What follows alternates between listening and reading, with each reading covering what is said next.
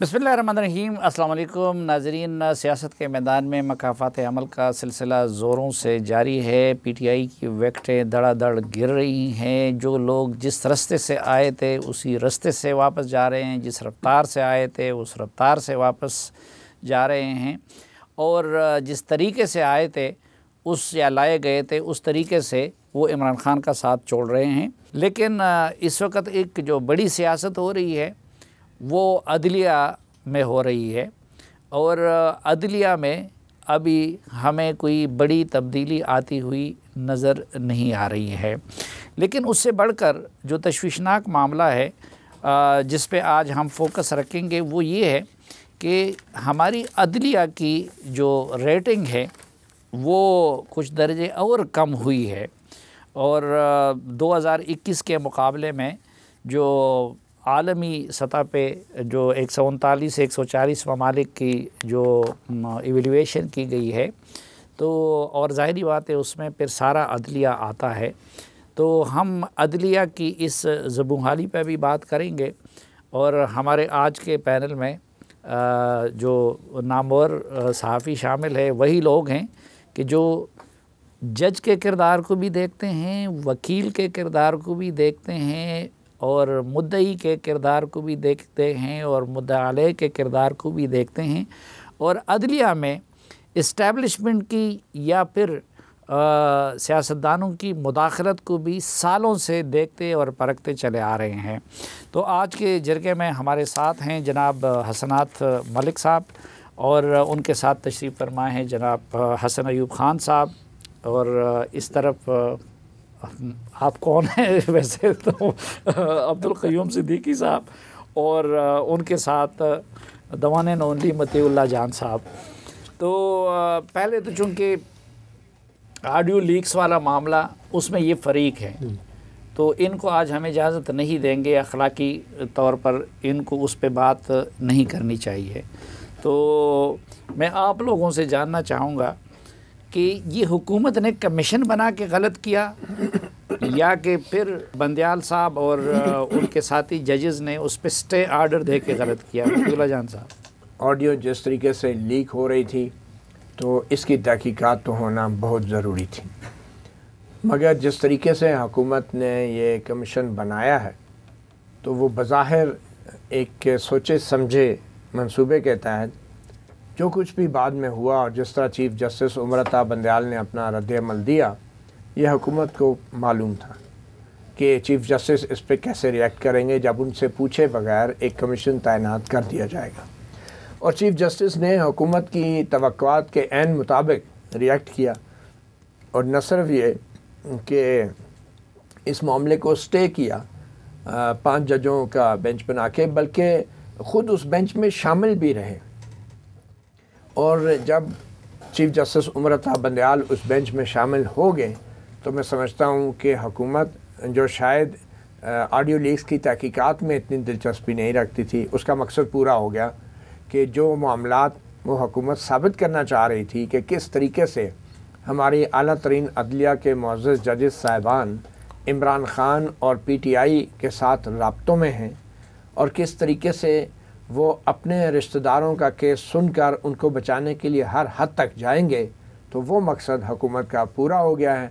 अब चाहे जस्टिस काजी फ़ाइज़ ईसा के कमीशन को चीफ़ जस्टिस उमर अता बंदयाल उसको बिल्कुल गैर आइनी भी करार दे दें, कुछ भी कर दें, तो एक चीज़ साबित हो गई है कि चीफ़ जस्टिस उमर अता बंदयाल ने अपने आप को मज़ीद मतनाज़ा कर दिया है, और आइंदा भी अब जब भी अगले 4 महीने तक अपनी रिटायरमेंट तक वो जो मुकदमात भी सुनेंगे, और ये सिर्फ चीफ़ जस्टिस उमर अता बंदयाल की साख का मसला नहीं है, चीफ़ जस्टिस अपने साथ अपने इदारे की साख को भी ख़राब करके रिटायर होंगे। लेकिन हसनात मलिक साहब, ये जो बात की जा रही है कि आप अगर सुप्रीम कोर्ट के जजेस को और हाई कोर्ट के जजेस को किसी कमीशन में, इंक्वायरी कमीशन में शामिल करना चाहते हैं तो उसके लिए चीफ़ जस्टिस की इजाज़त ज़रूरी होती है। तो ठीक है, फ़ाइज़ ईसा साहब ने ख़ुद अपने आप को नॉमिनेट नहीं किया था, लेकिन क्या हुकूमत ने गलत नहीं किया था? देखिए, कानून में तो ऐसा नहीं है कि आप चीफ़ जस्टिस से मुशावरत करें, लेकिन नाम्स हैं, माजी में भी चीफ़ जस्टिस से पूछा गया, लेकिन आज जो आर्डर कल आया चीफ जस्टिस साहब की तरफ से उसमें ये था कि जी जो हाई कोर्ट के जजेस का भी नॉमिनेशन होनी है उसमें भी चीफ जस्टिस की मुशावरत हुई थी। अब ये समझ नहीं आ रही कि हाई कोर्ट आज जिस तरह जस्टिस काजी फैसल ने भी बात की कि वो इंडिपेंडेंट हैं, उनका सुप्रीम कोर्ट सुपरवाइज उनकी वर्किंग नहीं कर सकती, और वो ये फेडरलिज्म पे अटैक है जो हाई कोर्ट के जजेस की नॉमिनेशन में भी चीफ जस्टिस कहते हैं कि जी मेरी मुशावरत होनी चाहिए थी। बाकी चीफ जस्टिस साहब पे ज़ात पे सवाल उठे थे, 5 ऑडियोज उनके मुताबिक। लीगली इन दोनों में किसका मौक़िफ़ दुरुस्त है, आपकी अपनी राय क्या है? देखिए मेरा ख्याल है कि चीफ जस्टिस साहब के साथ अगर ये जो मामलात हैं वो हुकूमत को अंदाज़ा है जो इस वक्त चल रही है वो कोई लीगली तो कोई चीज़ भी नहीं हो रही, सीधी बात बताएं। ये सिर्फ पावर पॉलिटिक्स, जुडिशल पॉलिटिक्स जो हो रही है अपनी सर्वाइवल की हो रही है। फरवरी से जो इलेक्शन इमरान खान को दे रहे थे सुप्रीम कोर्ट का एक धड़ा, उसकी वजह ये थी कि जस्टिस काजी फैसल से पहले वो चाह रहे थे कि पीटीआई की हुकूमत आए और जो उनको इनसिक्योरिटीज़ हैं वो उनका ख़त्म हो।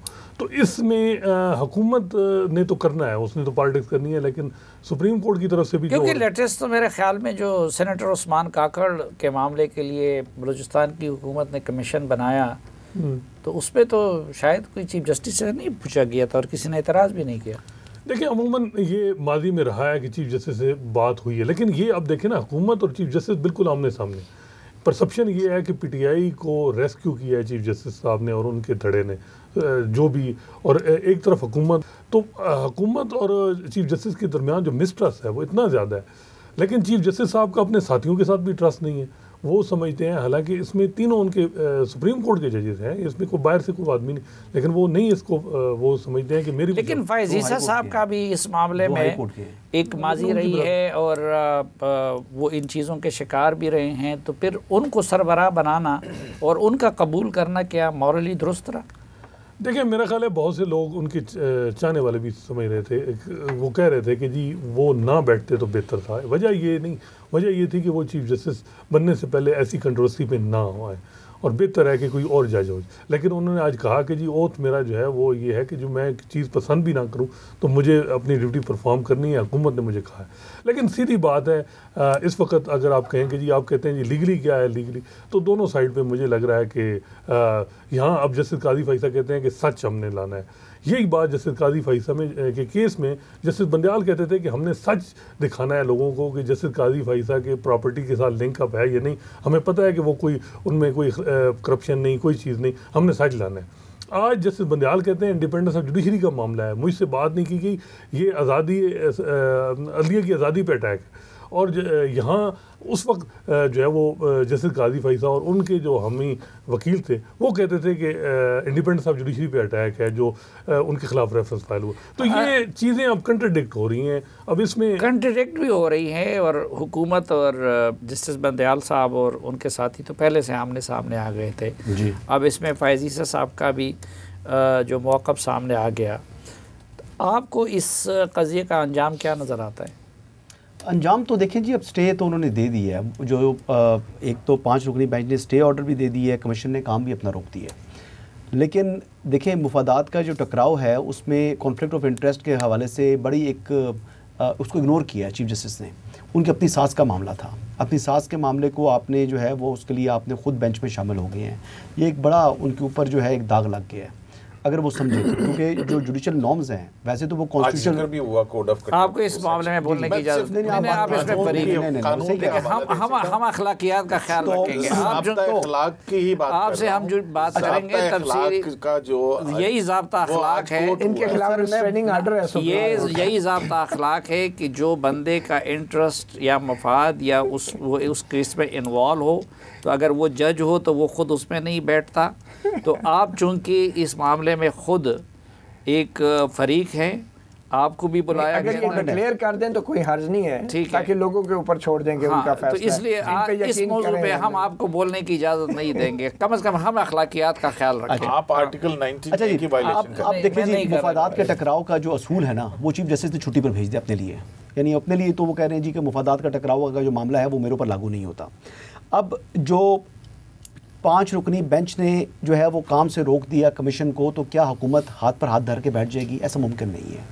क्योंकि पब्लिक डोमेन में जो ये ऑडियोज़ हैं पब्लिक डोमेन में है। अब कोई ऐसा नहीं है कि जी अब्दुल क़यूम सिद्दीकी साहब ने इसको रिलीज़ किया है, मतीउल्लाह जान ने किया है, हसन मुजीब ने किया है या आसाद मलिक ने किया है। ये जहाँ से भी आई हैं, अब देखना ये है कि इनकी अथेंटिसिटी कि ये है असली हैं गलत हैं, उनका फ्रांसिक होना है। तो इसके लिए अब जो मेरी इतलात हैं वो हाई पावर्ड जो है एक जॉइंट इन्वेस्टिगेशन टीम बनेगी जिसमें हसास अदारे से और जो है FIA के जो है वो लोग शामिल होंगे। 3 महकमों का बताया जा रहा है। तो फिर उसने JIT ने प्रोब तो करना है। अब जो इनकी सास हैं वो प्राइवेट सिटीज़न है, जो बेगम महाजिबिन नून है या चीफ जस्टिस उमरता बंदयाल के जो साबिक कुलीग हैं, साबिक चीफ जस्टिस साकिब निसार, अब उनको 209 का प्रोटेक्शन नहीं है। और अगर 209 में कि जी सिर्फ Majaz authority supreme judicial council है, सर्विंग जजेस के अलावा बाकी सबको बुला सकती है। अच्छा, अब क़यूम सिद्दीकी को भी बुलाएगी, जी बुलाएगी जी। अच्छा, अब सुप्रीम जुडिशल काउंसिल के जो चेयरमैन हैं वो भी चीफ जस्टिस उमरता बंदयाल हैं। अब जस्टिस मज़ाहिर से मुतल्लिक जो रेफरेंस है या ऑडियो से मुतल्लिक ये मामला था, जस्टिस मज़ाहिर का नाम देखिए, एक तो उनकी अपनी ऑडियो है और दूसरा एक ऑडियो में चीफ जस्टिस का अपना नाम है, मुनीब अख्तर साहब का नाम है।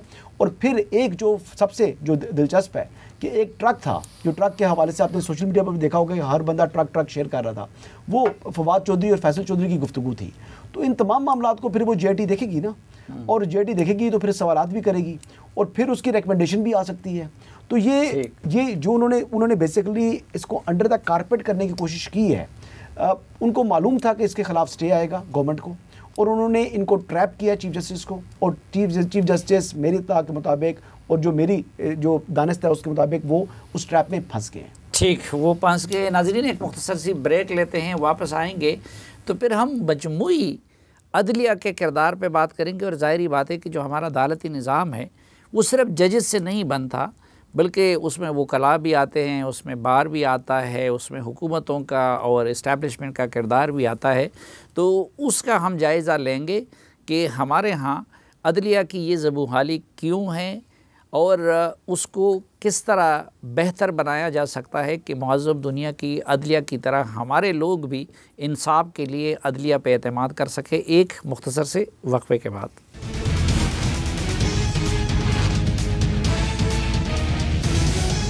एक बार फिर खुशामदीद आपको जिरगे में। क़यूम सिद्दीकी साहब, बताना, हमारी मीडिया की भी हालत अबतर हो गई है और हम मानते हैं कि कुछ शहर दे लोग भी जालिम सन, कुछ सानू वारानदा शौक भी सी, उसमें बहुत सारे हमारा अपना किरदार भी है, बाकियों का भी है। ये जो जुडिशरी की अबतर हालत हो गई है, कंट्रोवर्शियल हो गई है, आप क्या समझते हैं इसकी क्या वजह है? और उसमें लोग कहते हैं कि आप लोगों का भी बड़ा हाथ है, आप लोगों ने जजेस को ये आदत डाली सुर्खियाँ लगाने की। देखिए, पहले तो आपने जो ज़्यादती की है ना, मैं उस पर एहतजाज करता हूँ।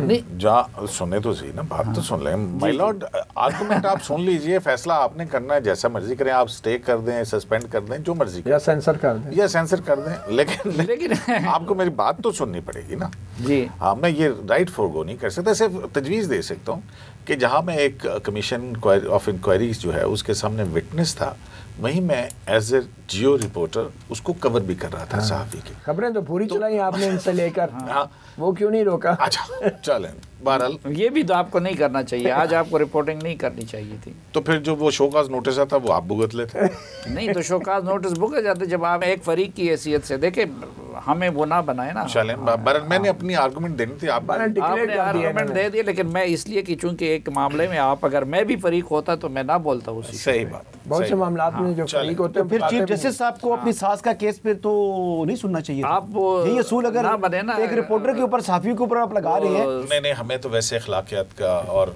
असूल की जो है ना पासदारी करनी चाहिए। मैं आपकी बात से एग्री करता हूँ। हाँ, तो अब आपसे जो मैंने सवाल किया उस पे आ जाए। हाँ, शायद एक हद तक हो, लेकिन इसको ज़रा देखने का एक दूसरा अंदाज भी हो सकता है कि जैसे कि मैंने पहले भी आपके प्रोग्राम के अंदर कहा था कि हमने अदालती कार्रवाई को रिपोर्ट करके और वहाँ अदालतों में जो कुछ हो रहा है उसको अवाम के सामने लाया। देखें, ये पूरा जो आपका जुडिशल सिस्टम है ये किसके लिए है? ये लिटिगेंट के लिए है। ये पाकिस्तान के अवाम ने अपने लिए एक निज़ाम इंसाफ जो है वो बनाया है। अब उस निज़ाम इंसाफ के अंदर क्या हो रहा है? क्या मैं किसी जज साहब की मिसकॉन्डक्ट जो है उसको इसलिए रिपोर्ट ना करूं कि मेरी कहीं कंटेम्प्ट ना हो जाए? तो ये मेरा जो है वो बेशक मैं जितनी मर्ज़ी जज साहब की इज़्ज़त, एहतराम और तकरीम करता रहूँ, लेकिन उसके साथ अगर वो कुछ गलत करें तो उसको रिपोर्ट करना भी है। फिर हम जो है अपनी तरफ से तो कुछ नहीं कह रहे, जो अदालत के अंदर हो रहा है उसको अवाम को बता रहे हैं कि इस अदालत के अंदर क्या हो रहा है और ये फैक्ट्स क्या हैं। किसी ज़माने में अब ये देख लीजिए कि बड़े बड़े लीडर्स जो हैं वो कहते हैं कि जनाब नज़रिया ज़रूरत मैंने नहीं इन्वेंट किया। ये आज की तारीख नहीं, ये अदलिया की तारीख। आप मौलवी तमीज़ुद्दीन के केस से शुरू हो जाएं, 200 का केस है, फिर उसके बाद वो हैं बहुत सारे ऐसे केसेस हैं जिसके अंदर नाइंसाफ़ियाँ जो हैं वो होती भी नज़र आती हैं। वक्त गुजरने के साथ शायद उस वक्त आपको नज़र ना आ रही हूँ, लेकिन जब तारीख़ का पहिया घूमता है और मौर्रिख का कलम चलता है तो फिर वो चीर फाड़ करता है फैक्ट्स के हवाले से। तो हम तो सिर्फ फैक्ट्स जो हैं वो रिपोर्ट कर रहे हैं एज ए रिपोर्टर। बाकी अदलिया का किरदार क्या था या क्या है उसके ऊपर मेरी कोई अपनी ज़ाती राय हो सकती है, लेकिन जो हो रहा है उसके बारे में आप आवाम के पास चले जाइए, सर्वे कर लीजिए कि जनाब लोअर जुडिशरी के अंदर क्या कोई तारीख बग़ैर पैसे दिए मिल सकती है। आप सर्वे कर लें। आज मैं और मतीला जान माइक पकड़ के चले जाते हैं वहाँ पे, आपको पहले तो आपको पैसे देने पड़ेंगे रीडर को, यार ये मेरी केस लगवा दो, ये मेरा फलां चीज़ करवा दें। फिर उसके बाद जो है क्या ये बात किसी के इल्म में नहीं है कि अगर आपको ज़मानत लेनी हो तो आपको एक मखसूस वकील का रास्ता बताया जाता है कि आप उनसे रब्ता कीजिए, ज़मानत हो जाएगी। अब मैं ये एलेज नहीं कर रहा हूँ, लेकिन ये सारी चीज़ें ऐसी हैं जो प्रैक्टिस है, ये किसी से ढकी छुपी नहीं है। अच्छा, ये किसी से ढकी छुपी नहीं है, बल्कि मतीला जान साहब हकीकत ये है कि आम आदमी और गरीब आदमी अदालत से उसी तरह डरता है जिस तरह वो ताने से डरता है या किसी और जगह से डरता है। इसमें आप वकला के रोल को इस सवाल में किस तरह देखते हैं? साफ़ी साहब, आपने अपने दूसरे सवाल के ज़रिए पहले सवाल का जवाब आपने खुद ही दे दिया है। देखिए, इंसाफ सिर्फ अदालतों में नहीं होता, इंसाफ हुकूमत के हर उस इदारे को करना होता है जिस इदारे में आवाम के टैक्स के पैसे से मुलाजमीन तनख्वाह लेते हैं। और जो अदालतों में लोग जाते हैं वो हुकूमती इदारों की नाइंसाफ़ी के ख़िलाफ़ जाते हैं, वो शौक़ से नहीं जाते। तो ये कहना कि हमारी अदलिया 129 नंबर पे है और जो भी नाइंसाफ़ी है उसकी वजह अदलिया है, ये भी बहुत बड़ी गलत बयानी होगी। तो मेरे ख्याल में हमारे पूरे इदारों को अपनी अपनी जगह जो उनका किरदार है वो अगर अदा नहीं करेंगे तो मुआशरे में नाइंसाफ़ी सिर्फ जज या वकील की वजह से नहीं। लेकिन उन्होंने उन सब नाइंसाफ़ियों का अजाला करना था। जी, अब मैं उसी तरफ अब उधर खुद हमें दिख रहा है कि भाई उधर खुद अंदर इंसाफ नहीं हो रहा। मेरे तो ख्याल इसमें मैं ये जानना चाह रहा था कि जजेस का तो हम जिक्र करते हैं, तो क्या वो कला का भी कोई किरदार है? देखिए, हमारे जजों ने बड़े बड़े फ़ैसले दिए हैं कि नाइंसाफ़ी और करप्शन उस वक्त होती है कि जब लोग अपने सवाबदीदी अख्तियारात इस्तेमाल करते हैं और बग़ैर बहस के, गुफ्तगू के, दलाइल के और रीज़निंग के। और यही वजह है कि जो वज़ीर आज़म जो अख्तियार इस्तेमाल करते थे तो सुप्रीम कोर्ट ने उसी मंतक के तहत ये करार दिया कि ये वफाकी हुकूमत का जो अख्तियार है वो वज़ीर आज़म का नहीं, वफाकी काबीना का होता है। अदलिया में जो करप्शन है और वकीलों का जो किरदार है, अब अगर उस तरफ आएँ तो अदलिया में करप्शन की भी सबसे बड़ी वजह जो है वो चीफ़ जस्टिस साहिबान के बढ़ते हुए सवाबदीदी अख्तियारात हैं। चाहे वो बेंच की तश्कील देने का अख्तियार है, चाहे वो जजों के बेंच के लिए इंतखाब का अख्तियार है। और जब सो मोटो का अख्तियार सुप्रीम कोर्ट के चीफ़ जस्टिस इस्तेमाल करते हैं तो आपको पता है कि अगर किसी अखबार में इतनी सी छपी हुई ख़बर का चीफ़ जस्टिस नोटिस ले लेना, 4 लाइनों की ख़बर का, तो कभी कभी उस खबर के 100 मोटो के अंदर जो प्राइवेट वकील हैं वो करोड़ों रुपए फ़ीस के लेकर पेश हो जाते हैं। इतनी सी खबर के ऊपर चीफ़ जस्टिस उसको ख्वाब आती है कि इसका 100 मोटो लेना है, सुबह 100 मोटो लेता है, बेंच बनाता है और 10 जैसे साकिब निसार के दौर में आपने देखा होगा कि पानी के ज़खायर के हवाले से 100 मोटो नोटिस लिया। बड़ी बड़ी कंपनियों के वकील, बड़े बड़े नाम वकील जो हैं, करोड़ों रुपया उन कंपनियों से लेके अदालत के सामने पेश हो गए। ये जो सुओ मोटो ने जो काले धन को सफ़ेद धन में तब्दील किया पिछले 15-20 साल में सुप्रीम कोर्ट के अंदर, इसके बारे में मैं लिख भी चुका हूँ नवाए वक्त में कि ये ब्लैक मनी जो थी वकीलों की जेबों में गई हैं अरबों रुपयों की फ़ीसों की मद में, और उसकी वजह वो सो मोटो नोटिस थे, वो मुकदमात थे, वो केसेस थे जो चलते थे, और हत्ता कि हुकूमत भी आवाम के टैक्स का पैसा जो है वो सरकारी रेट पे नहीं करोड़ों रुपए प्राइवेट वकीलों को देकर उन केसों में अपने आप को दिफा करने पे मजबूर ये बात किस हद तक दुरुस्त है कि मौजूदा जो क्राइसिस हैं उसमें वही वो कला जो उस वक़्त भी मुस्तफ़ीद हुए थे और अब भी किसी न किसी तरीके से कहते हैं उनका एक गैंग है, उनका भी कुछ यही सो मोटो का जो चीफ जस्टिस का अख्तियार है नोटिस लेने का, बेंच बनाने का, जजों का इंतखाब करने का, ये मैं समझता हूँ आज हमारी अदलिया में करप्शन की सबसे बड़ी वजह है। और ये लोग जजेस साहिबान को कभी खुश करने के लिए, आप देखते होंगे कि अभी चीफ जस्टिस उमर अता बंदयाल के सामने जितनी भी आईनी दरख्वास्तें आई हैं, कुछ उनमें ऐसे वकला किए हैं जिनका सिर्फ मकसद चीफ जस्टिस की खुशनुदी हासिल करना है, और दरख्वास्त में कहते हैं जी पार्लियामेंट ने ये कानून गलत बना दिया, ये तो आपका अख्तियार है, आप तो मास्टर ऑफ द रोस्टर हैं। फिर दूसरी दरख्वास्त आ जाती है कि देखें जनाब ये जो अभी ये कमीशन बना दिया ऑर्डर लीक्स कमीशन, आपसे पूछा नहीं गया। तो ये जो सो मोटो अख्तियार है, ये सवाबदीदी अख्तियार, ये करप्शन की सबसे बड़ी वजह है। और न सिर्फ ये कि जजेस के अंदर करप्शन की मैं समझता हूँ, बल्कि वकीलों के अंदर करप्शन की भी ये सबसे बड़ी अभी वजह बन गया है। क्योंकि जब भी सो मोटो नोटिस होता वो पब्लिक इंटरेस्ट में है, लेकिन पब्लिक की जेब से पैसा निकल जाता है और वो पैसा वकीलों की जेब में। अच्छा हसनात मलिक साहब, जिस तरह हमारे मीडिया में असल जान जो है वो तो या रीढ़ की हड्डी वो तो रिपोर्टर है, लेकिन आपने देखा होगा कि कुछ एंकर्स को बारी बारी तनख्वाहें भी मिलती हैं, उनको इदारे की तरफ से और मालिकान की तरफ से प्रोटोकॉल भी मिलता है, लेकिन रिपोर्टर्स बेचारे का, कैमरामैन बेचारे का, बाकी लोगों का कोई नहीं पूछता।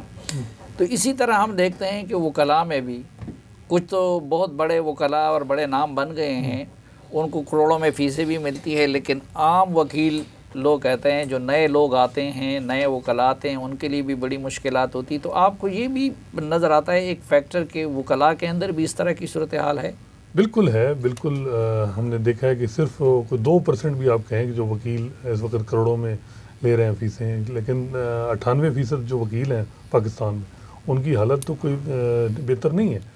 और सिर्फ वो उनके बैठने की जगह अच्छी होती है, कुछ भी नहीं है, कचहरियों की बड़ी बुरी हालत। हाँ, लेकिन जब कोई इस किस्म का क्राइसिस आता है तो वो उनको भी फिर इस्तेमाल किया जाता है, लेकिन वो अपने हिसाब से चलाते हैं। उनकी जब कोई पर्सनल छोटे मोटे इंटरेस्ट होते हैं तो वो बार प्रोटेक्ट करती हैं। बेसिकली ये बार पॉलिटिक्स को रेगुलेट करने की बड़ी ज़रूरत है। वहाँ भी अब 2 ग्रुप हैं, एक ग्रुप जो है वो हुकूमत के करीब है, एक पीटीआई के करीब है। वो पीटीआई और जुडिशरी के दरमियान ब्रिज का रोल प्ले कर रहा है।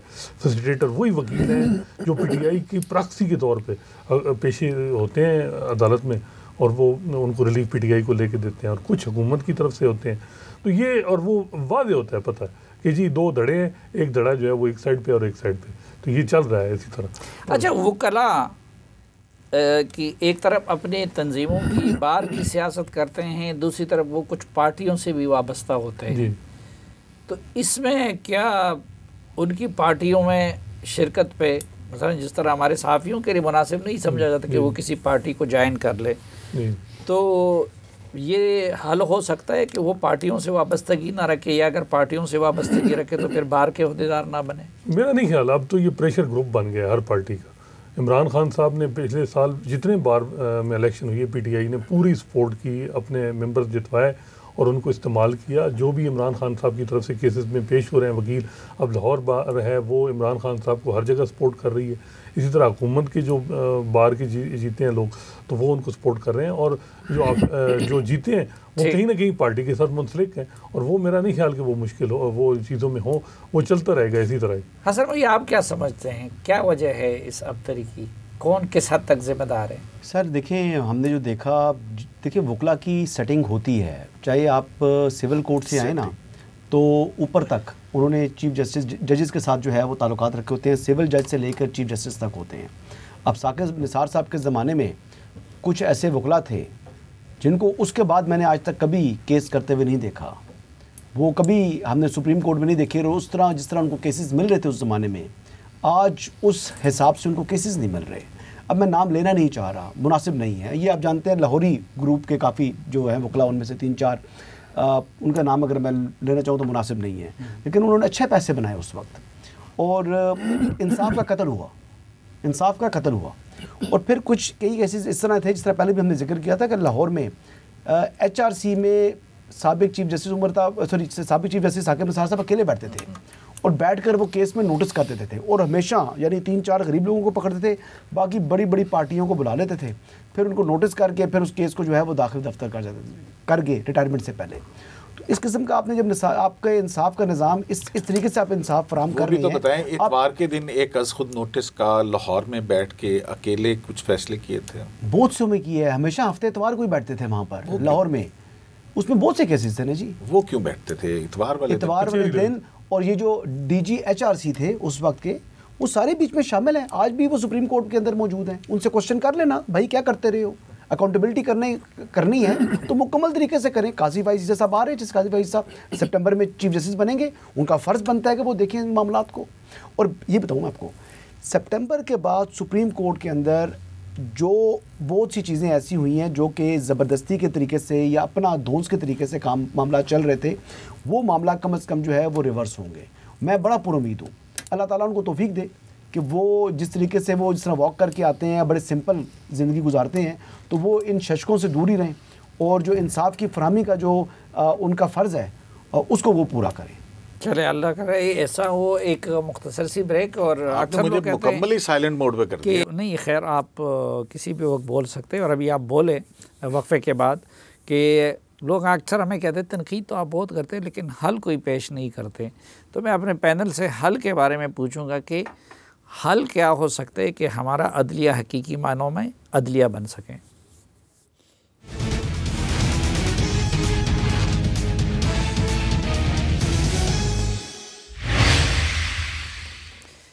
एक बार फिर खुशामदीद आपको जिरगे में क़य्यूम सिद्दीकी साहब, हल क्या हो सकता है कि हमारे अदलिया पे लोगों का एतमाद बहाल हो।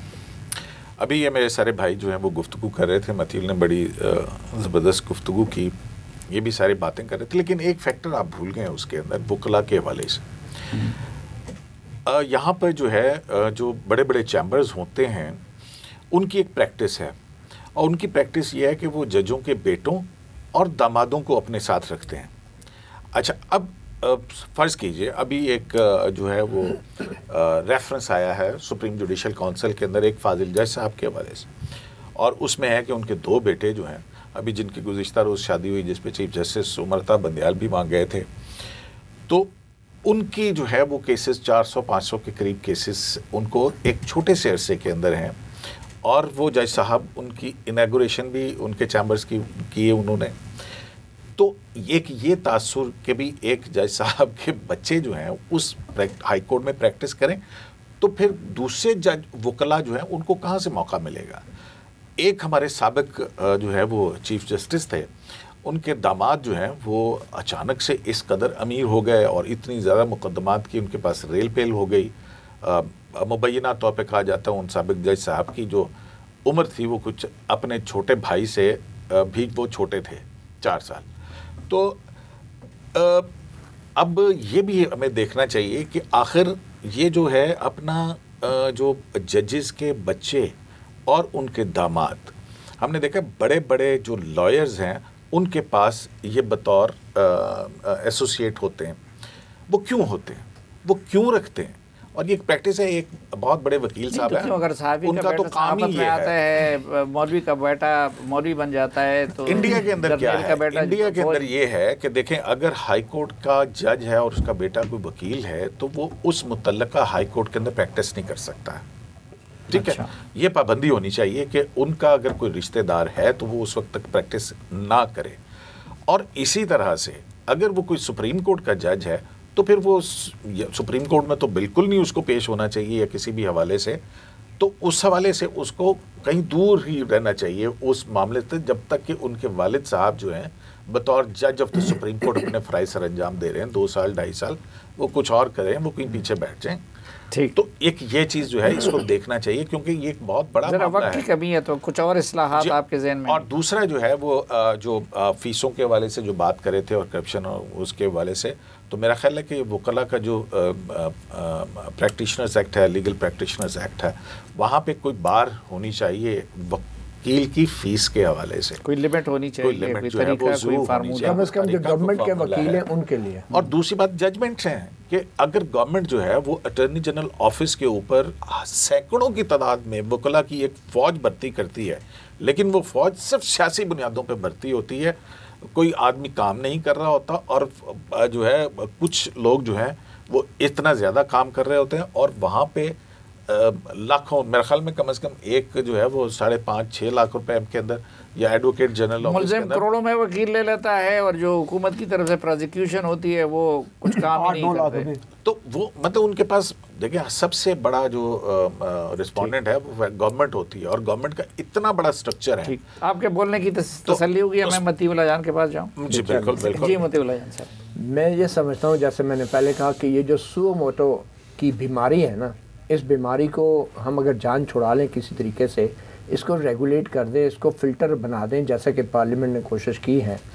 कई चीफ जस्टिस साहिबान माजी में तो सुओमोटो लेते इसलिए रहे कि उन्हें ये भी पता होता था कि जब मैं ये सुओमोटो लूँगा तो किस वकील को कौन सी पार्टी कितने करोड़ रुपए फ़ीस देगी, और वो सुओमोटो लेते थे, उस वकील को वो फ़ीस मिलती थी।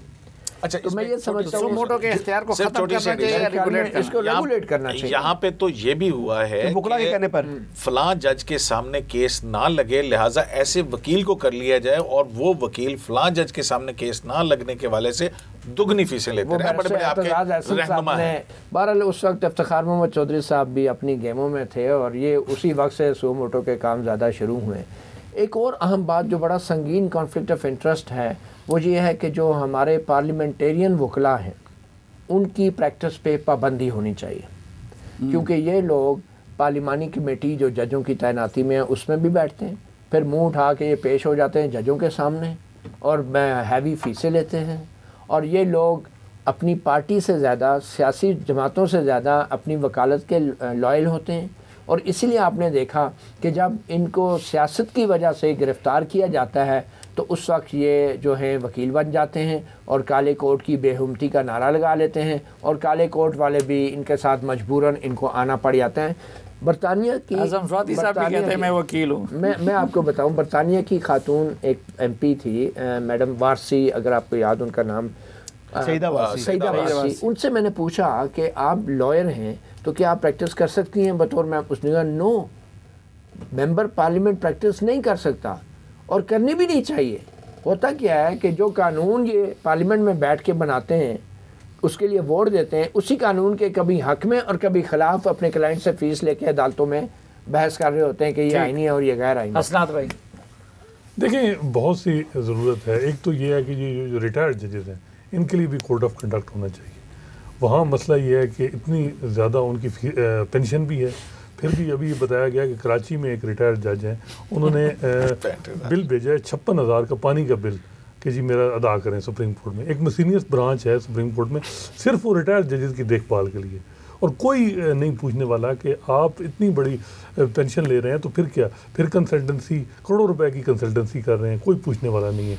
वो उनके बिजली के बिल और भी जो आगे पीछे प्रोटोकॉल, अभी एक जज साहब ने नाराज़ हो गया कि जी मेरे दामाद ने आना है तो आपने जो है वो उसको प्रोटोकॉल देना है। तो ऐसी बातों में अदलिया लगी हुई है, सेल्फ अकाउंटेबिलिटी है नहीं। चीफ जस्टिस के जो इख्तियारात हैं वो इतने ज़्यादा हैं कि उन पे कोई बात हो ही नहीं रही, और रेगुलेशन की चेक ही नहीं है, सेल्फ अकाउंटेबिलिटी का मामला ही नहीं है।